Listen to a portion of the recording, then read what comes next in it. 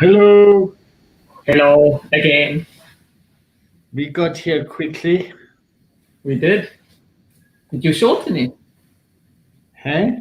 Did you No, shorten it? I mean, we were going to wait a week, but Ah, you sent me a message this morning. What was the message? this message is the penny dropped. It dropped so loudly. I was like, oh fuck. That's what he was saying. Oh, okay. Tell me Yes. what. Tell me what the drop was. So what I thought was before we check in is I just thought we'd catch it now while it was kind of alive and hot and build on it and yeah. I really So appreciate okay, cool. Well, I'm appreciative of you. So yeah, what was the penny that dropped? Oh, I'm checking in, joyful, excited. I'm looking forward to this. me too. I'm a little bit nervous, but now I know why. So I'm Okay, excited to see where it goes. So it's this that's whole thing around competency. oh, So okay. I think when you went into the Enneagram, like I've always worked with the Enneagram around anger and fear, and that has hugely transformed my life. I've been intellectually aware of this thing around needing to appear competent and regressing into three, but I've never felt it. Like yesterday, I think to hear it in that triggered state, and really like as the triggering started coming down, really recognizing how much that triggers me, this idea of being seen as competent and um, how it affects what I think is okay to say and what I think is not okay to say. So it affects my ability to bring my voice, but also how I treat other people when they become this sounding board of whether I'm being competent or not. So that was a huge thing. And then how it affects my work and my ability to bring myself in the work. Because I think a lot of the discomfort that holds me back is that feeling of not feeling competent. I can't bear it. So I've now arranged my whole life not to feel that way. But that would mean never really trying new things because it's hard to be competent in something that I'm still building skills in, right?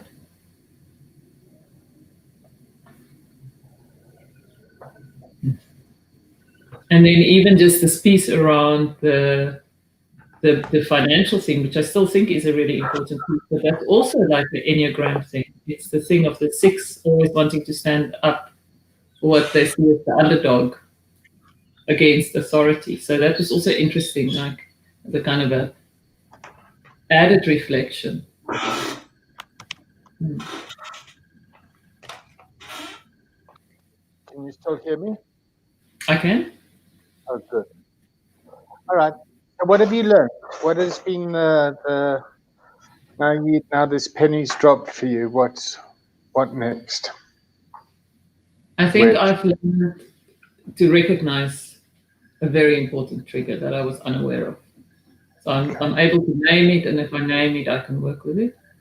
And that gives me more confidence to do what I need to do. I know I'm going to be triggered, but I also know that I'll be able to catch it, and I've got techniques that I can work with it. And yeah, so that's the one part of it, and the second part is I've also got more clarity around the question of which groups to work with. Okay. Tell me more. So I've realized that I'm trying to take two completely separate issues and put them into the same thing. The one being, I really think the conversation around coaching, dialoguing, therapy, and affordability is a really important one to have. And the way that that dynamic shapes like the power relationship between the provider of the service and the receiver of the service and the person who pays for the service and the person who gives the service. Does that make sense? That makes complete sense. It's amazing how many people don't need therapy once their self-payment gap kicks in on their medical aid. Interesting. So I've got a medical aid. I'm paying for it every month. Let me go see a therapist. My self-payment cap's filled up. All of a sudden, I don't need the therapy anymore. So that's a perfect example. And have you ever noticed how, well, I only became aware of it recently, so a lot of really successful therapists have already got fuckloads of money. So they do that whole thing. If someone can't afford me, they obviously don't want it enough, but they can do it because they load it. You know what I mean? They can show away clients. So that's the one half of it. But the other half of it is there's very clear reasons why we can't afford therapy. Not all of them due to negative belief systems. I know people with fuckloads of money who's got lots of negative belief systems. So it's an important conversation to have, I think. Okay. So this isn't a therapy conversation, this is a coaching conversation. This is a coaching conversation. So what I've seen is there's two conversations I would love to have. The one is around this is an important conversation to have as a coach, as someone living in South Africa. We need to have these conversations, and then to look at who would need to be part of this conversation for it to really be representative. So that would be a separate conversation from having like a peer group like we do already to a huge degree on Thursday mornings, and saying we're working together as peers, we want to learn from each other, and we want to... How's that going, by the way? It has been going really well. In the last couple of weeks, it's kind of, the numbers have fallen considerably. But I have been speaking, so there's been a core group of us that's shown up quite consistently. A core group. And we've really like developed trust, etc. So we're going to sit down and have a conversation and say, how can we do this space together as a group, rather than me holding it as an individual. Okay. So is that something you want to build on? Absolutely. Okay. All right. So how does that look? I don't know yet. So how it looks right now is we're setting up a time. Yep. And we're going to come together and we're going to say, this is what we all want. This is what I want the group to look like. This is what the other people want the group to look like. This is what we want to bring. And then as a group, we'll decide, maybe I take it 1 week, somebody else takes it the week after. Do we want people to say they're going to be there ahead of time? Do we leave it open the way it is at the moment? Do we get people to commit for a certain number of sessions? A bit like a coaching. And who's your audience? Who are the people that are coming? Who are you looking? I don't know yet. I'd have to have that conversation with the group. For me personally, it would be people who's done their certification. Okay, so this is with coaches. It would be with coaches. So it will still be in work, very much the way that it has been, but it would show up in a slightly different way, I think. Yes, it will show up in a different way. All right. So what about expanding it from our flavor of coaches to other coaches or therapists or other professionals? I think that would be amazing. And I think maybe the thing to do is to start it with, to do it with this group. Yes, we could do it then with a whole lot of different people. Okay, because I'd like us to kind of see us moving away from kind of wound-based psychology to positive-based psychology, where we're having the sort of conversations to address some of the challenges that we're faced with today, as opposed to what was happening in the 70s. Yeah. I think we're in I think the world is, well, I mean, this whole COVID crisis has impacted a hell of a lot of people. And there's a whole lot of structures that are falling around us that are impacting people. Am I taking over your group? Not at all. Oh, For okay. me, that's even a third group. So for me, this group that I'm talking about, we would be a space where we could really experiment. And Okay. someone could say, I really want to do a session on this. And then they could come and do it with the rest of us and we could give feedback. So it would be more like a developmental space that we can grow in as peers. But that we can then, that very same group can then take it to a wider audience. And I think it's almost like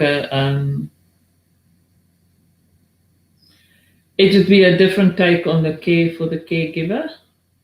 Okay. Because what you're saying is it wouldn't be so much caring and taking care of the trauma that people deal with. It will be saying, well, what are the it will be coming at it more from a coaching perspective, saying this is the stress you're under, what are you going to do about it? Am I understanding you correctly? Yeah. Well, I mean, I'm here to try and understand you. No, I think we, by understanding what you're saying, I'll understand myself better. Yeah. Okay. So I like the care for the caregiver. I mean, my talk this Saturday is going to be about what you do when the leader struggles. Yeah, and my own kind of challenge with my own kind of mental health over this COVID thing, running a business, and how how I was impacted and the loneliness of it, and having to kind of keep things together, whatever that means, in spite of everything falling around me. Yeah. So it was about me putting my own hand up for help and saying, guys, geez, I need some help here, and following the processes to be responsible. Yeah. So me being a kind of a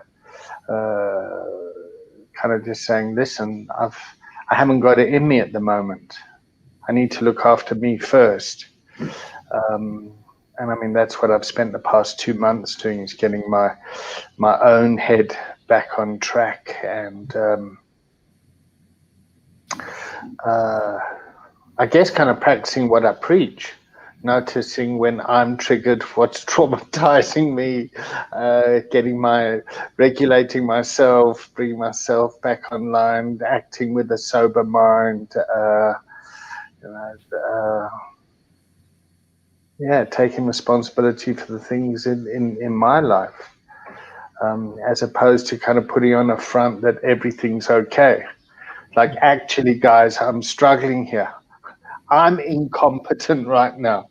Yeah. The most competent thing I can do is step back and look after me for a bit. Yeah, I didn't expect to say that now, by the way. It's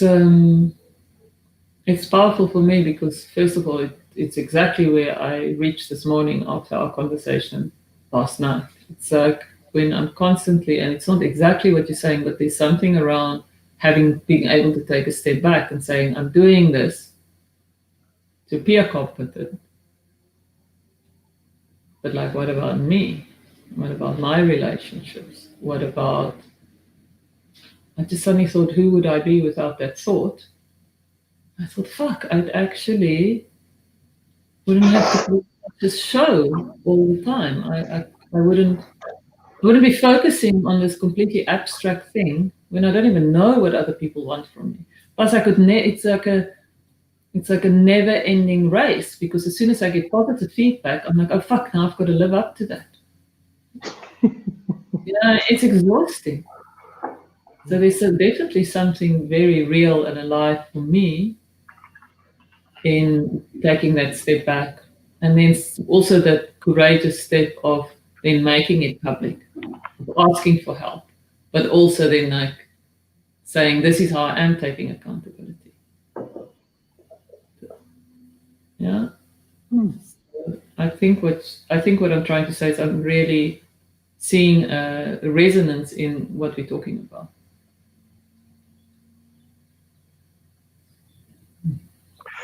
I mean, it's like talking to people about their businesses and giving. Oh yes, have you considered a supervision group? Okay, well, there we go. You see, for me, this would be like taking it a step further than supervision. Yeah, supervision for me, just the word supervision is like somebody supervising. What we do with Middlesbrough is we talk about supporter vision.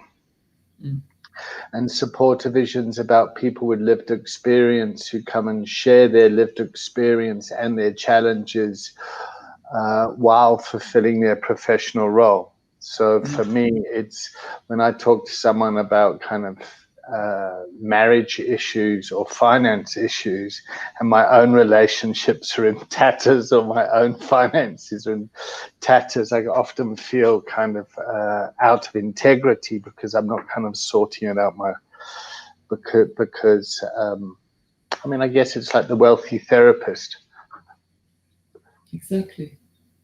Telling the single mother, like, you know what, if you just fucking believe it hard enough, what's your goal? We're just going to follow that goal, and not owning that it's a completely different situation, me following my goal when I've got a trust fund. Because I recently became aware that a therapist that I was getting a lot of that stuff from a couple of years ago has got a trust fund. And then I was like, oh, fuck. I felt so incompetent because I couldn't get where she was.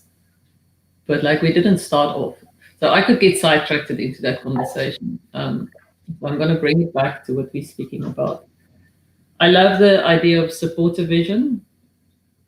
I think what I would add to that, as what I bring, would be really like introducing those basic skills of dialogue, which is recognizing the ways we move in conversation, which is move, follow, oppose, and bystand.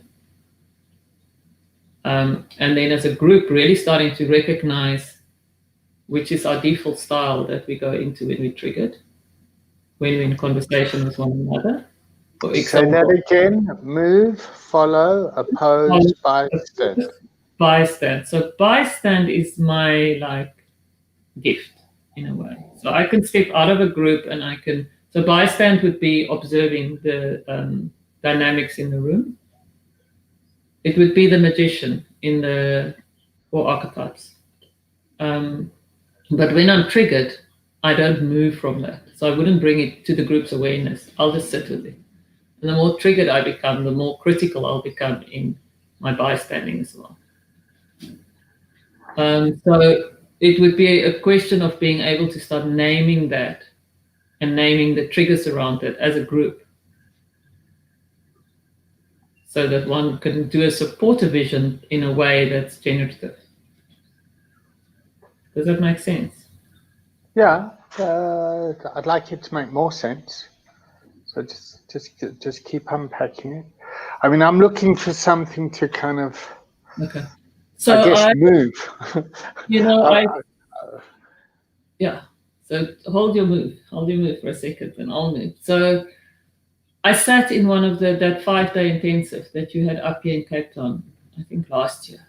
And there was something happening in the group, and I noticed myself stepping back and going into bystanding. And then I noticed some people were like, they were just opposing, and some people just trying to move in an opposite direction. And some people were just going, yeah, whatever. And I suddenly thought, oh, this is so interesting. This conversation's not going anywhere because we can't name that, because everyone was triggered. So they were each doing like a default thing.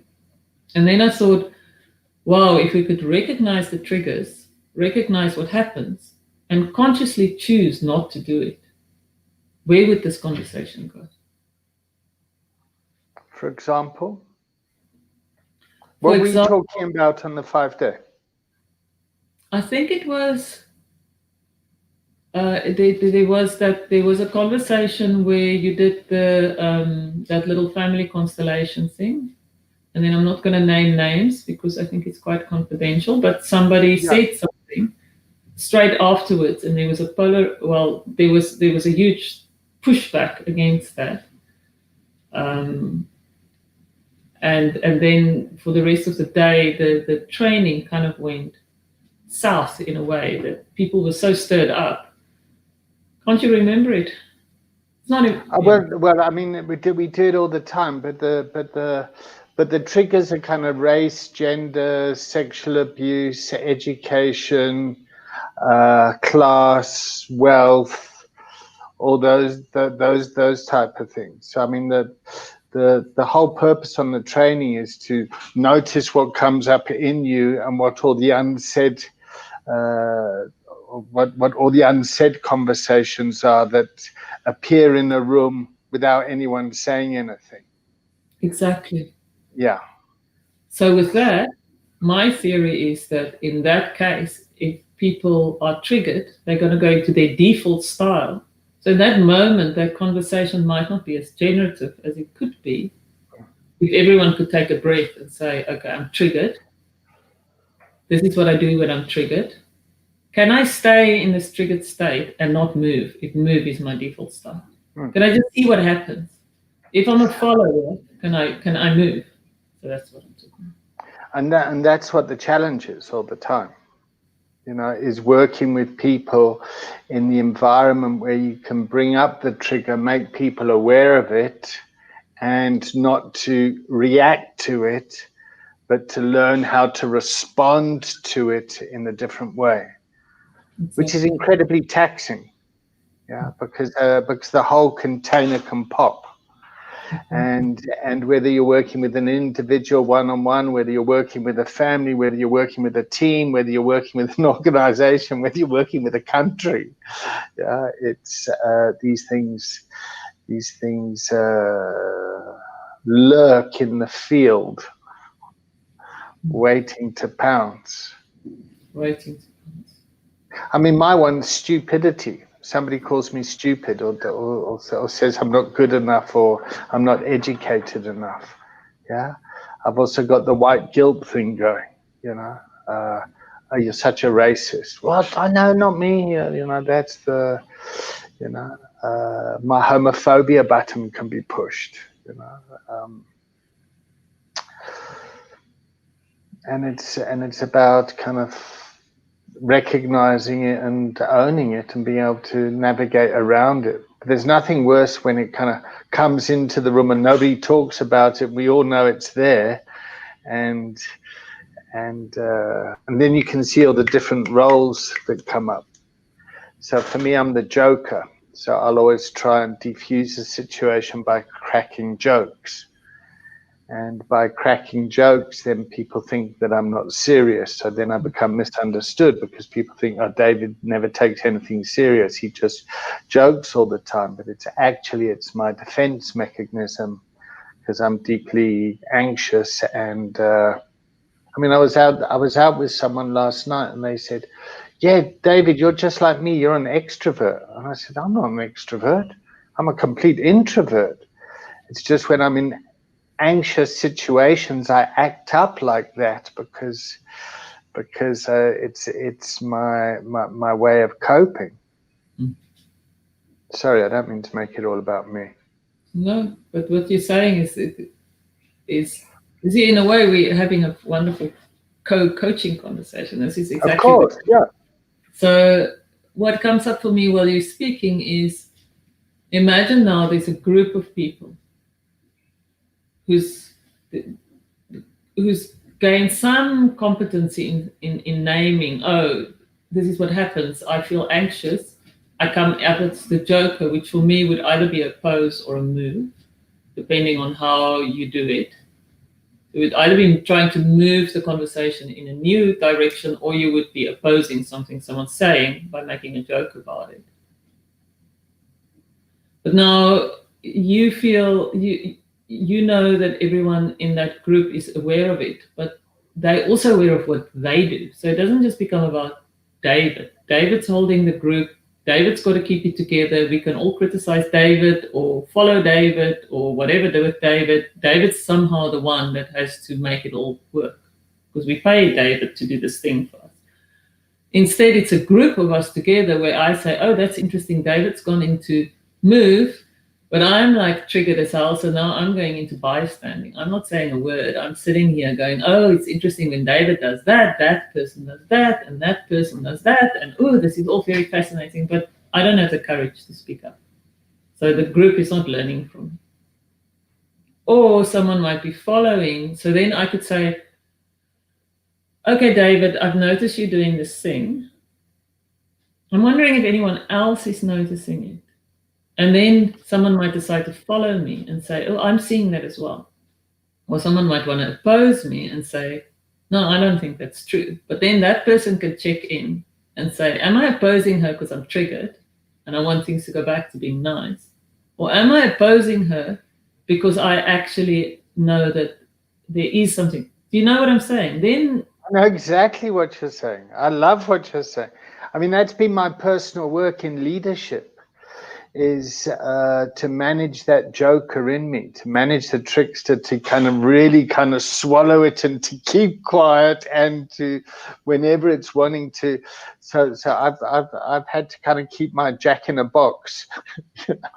That's been my and as I changed that behavior, it impacted the group, because people kind of go, well, where's the David we used to know? Where's the joker? Where's the trickster? And then there would be systemic pressure for me to go back to the role of the joker, because it would help ease the tension in the group. So when I don't do that, the tension goes somewhere else, and then people want me to, yeah. So there's that systemic pressure to perform. I mean, obviously, it's different when I'm facilitating and training, because there's an agenda there and people have signed up for a specific training. But just coming together in an environment, what I hate is when I know when I'm triggered, when the environment's triggering me, and I want to speak and I'm keeping quiet, and I can't speak. It's like my voice gets taken away, because, oh my God, they're all so much cleverer than me, or they all know so much more, or no, whatever I'm saying is no, I don't want to look stupid, or that. Oh, I hate getting caught under that spell. me too. Or I then say something. I finally get the courage together to say something, but the only way I can get that courage is to draw on my anger. And then I go into oppose, and I completely fucking wipe someone because I've been standing there bystanding and I know what they're doing and I know how to name it. But I name it. And then I've got to deal with myself for the next month. Oh God, I can't believe I did that. Or someone will even send me a message. Oh God, I can't believe you did this. It's fascinating, huh? So where to from here, Helena? Okay, so where to from here is, I think what I would love to do is to have the conversation with you about, say we were to do a group like this, what would I need? So I would love to do something like this with you. Okay. And I would love to explore, why would you even want to be part of something like that?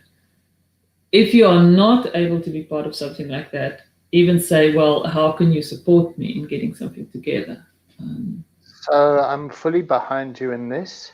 Why I want to do it is the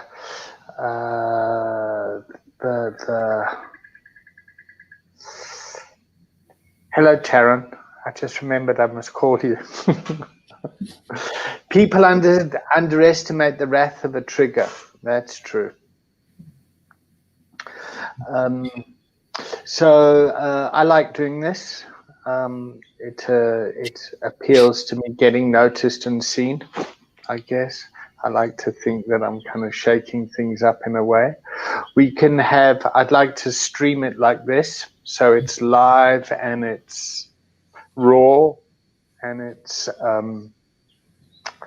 real. Yeah. And we can have up to 10 people.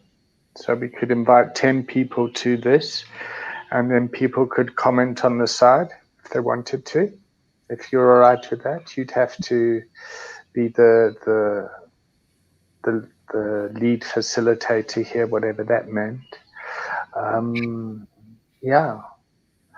And I'd want to do it to have fun. and to drive the art of coaching and the coaching conversation as part of systemic change.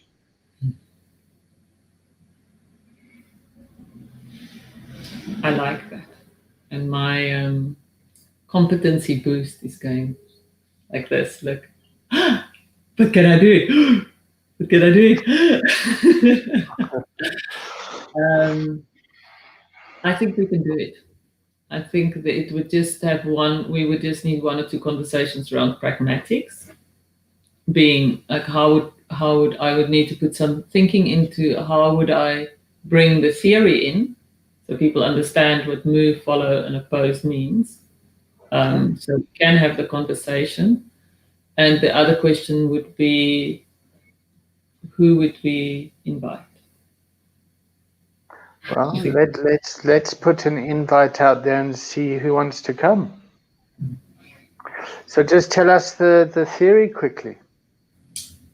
Well, the theory, and I'm shooting from the hip, so I might lose something out. But the theory is around understanding the 4 moves. The theory is around understanding triggers and what it means to be able to stay with the trigger and not react. Okay. Understand how the trigger gets activated and how we need to stay with it for it to get deactivated. Okay. So then there's a part in dialogue around, it's called the 4 principles of dialogue, which is listen, voice, suspend, and respect. And those are 4 important pieces. I mean, we know what listen means. Voice would be that thing that you're talking about, like how do we voice, or that we were talking about, how do we voice something which we believe needs to be said, but we do it in a way that other people can hear us. Okay. Suspend is to say, it has 2 meanings. The one is to suspend something like this and say, this is what's going on in my head. I need the rest of the group to know that this is what's going on in my head, so we can look at it, but it's not necessarily the truth. But me hiding a judgment or a worldview is not helping the conversation. So it needs to be suspended up in the air, and there needs to be understanding that this is what I'm doing. I'm holding a worldview that I'm ashamed of, but I need you to know that this is what's happening in my head. And the other, for example, I think that the Dialogue Academy is not paying enough attention to affordability. Great. And as a result, I'm not taking you guys seriously. Okay. I think you're just making mouth noises. So they can't talk to that because I'm not willing to say it. Okay. Okay. The other part of suspend is to say, okay, I'm going to suspend what's going on in my head so I can listen to what somebody's saying. So just for a moment, I'm going to think, oh, this person is a fucking privileged shit. They don't know what they're talking about. So just for now, I'm going to put that judgment aside and just listen to what they're saying as if that's not true.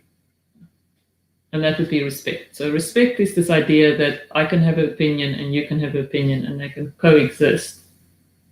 And we can actually live in a world where they can coexist. We don't have to change one another.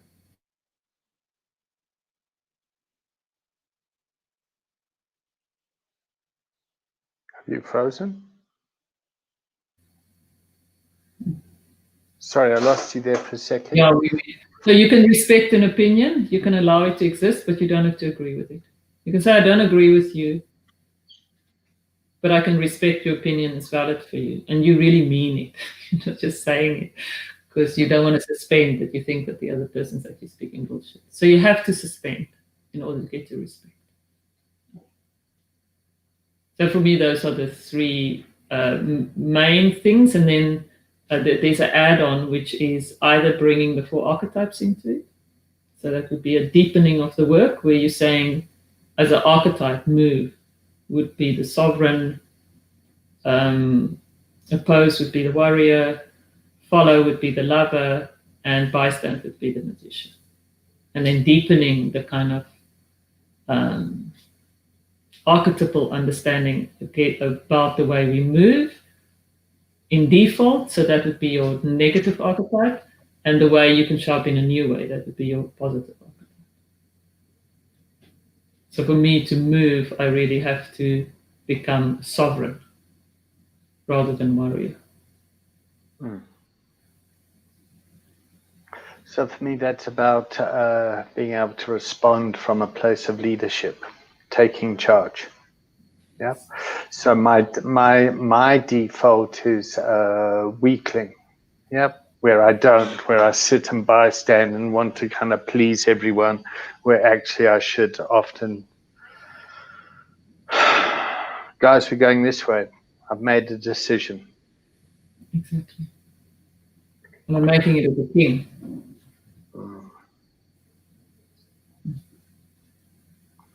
All right. So let's bring it back to, I've got about another 9 minutes. Yeah. How are you going to make some money out of this? So my idea is that, first of all, we would do this to just let people know what we're doing.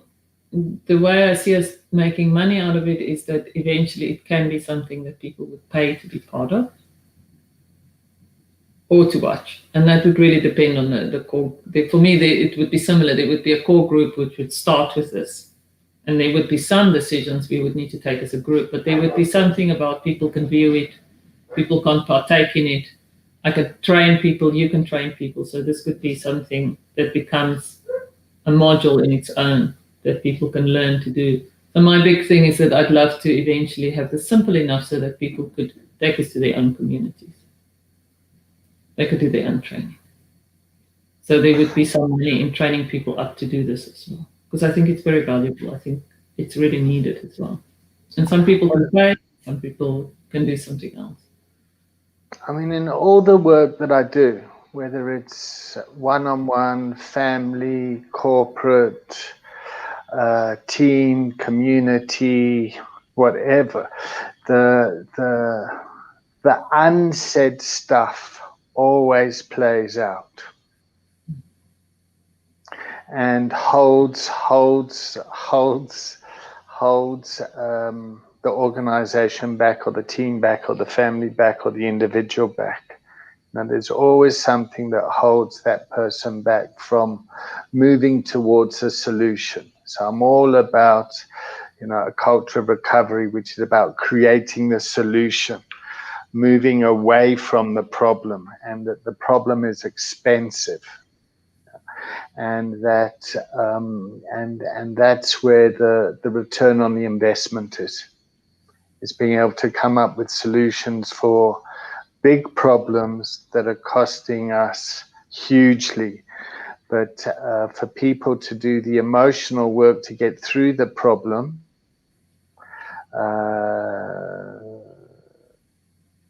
isn't easy.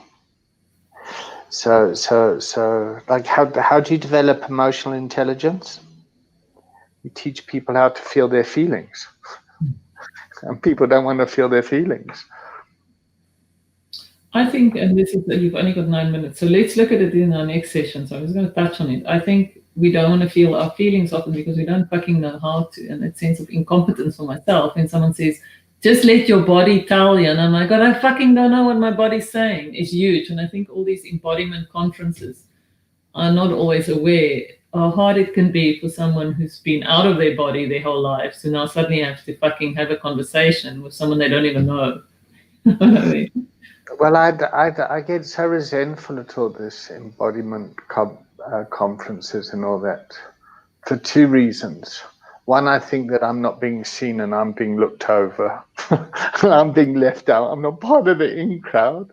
But if I move that kind of wounded voice away, is that there's a let's find who the best person is. Let's find who the latest person is.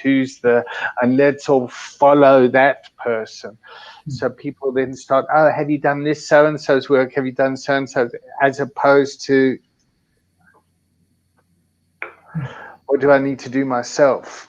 Yeah. So my whole thing is like empowering personal responsibility, getting the individual to take responsibility for themselves, to not go and like have to go and study this person or that person. That if I can get a kind of good insight to myself and to have someone to believe in me and to support me to be the best that I can be, then fantastic change happens that is lasting.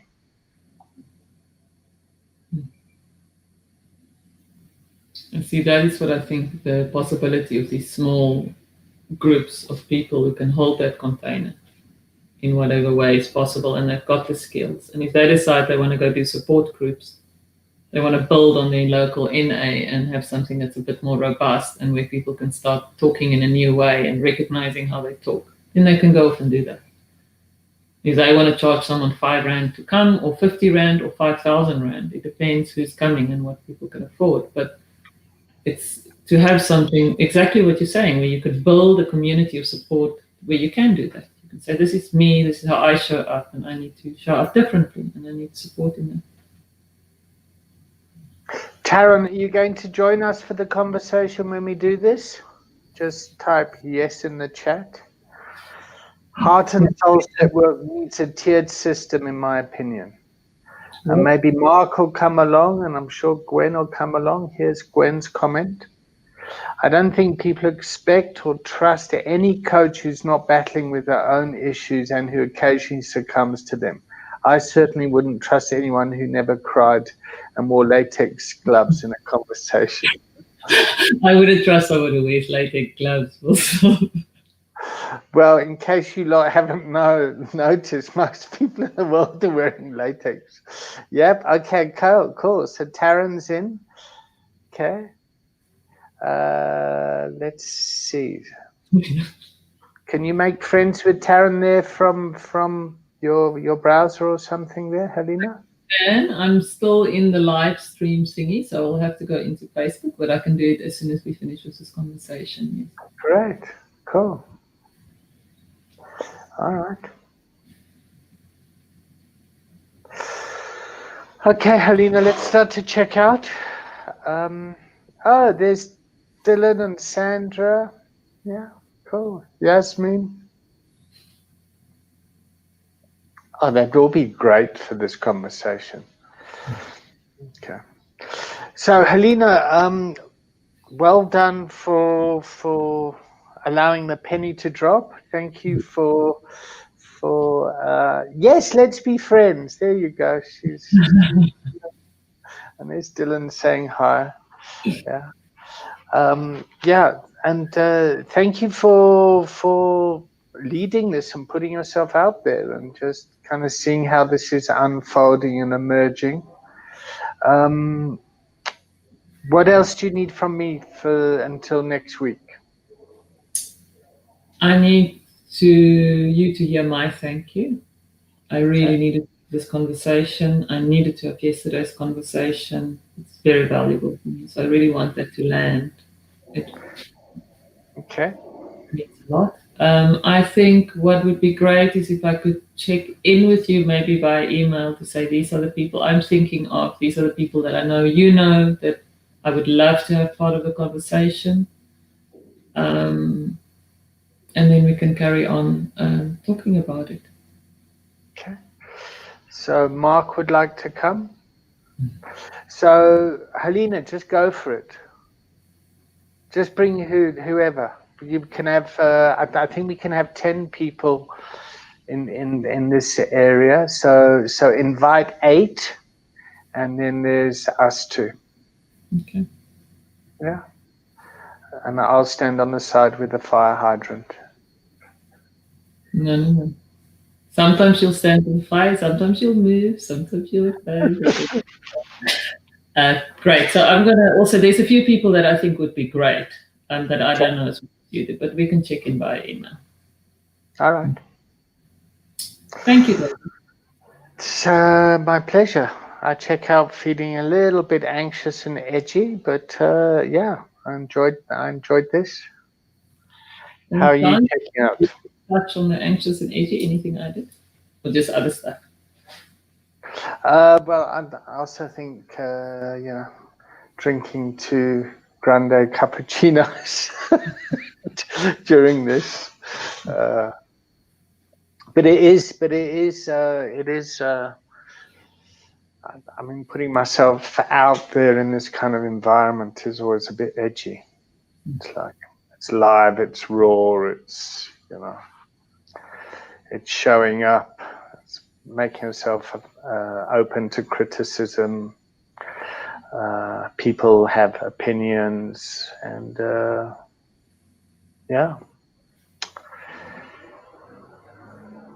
we're easy targets. We'll be moving targets then. Cool. Who knows? Thank you, David. So I'll check out. I'm feeling also a bit anxious, but excited and grateful and happy as well. So I'm feeling all of those things at the same time. Cool. All right. See you when I see you. Thank you. Bye. See you next week.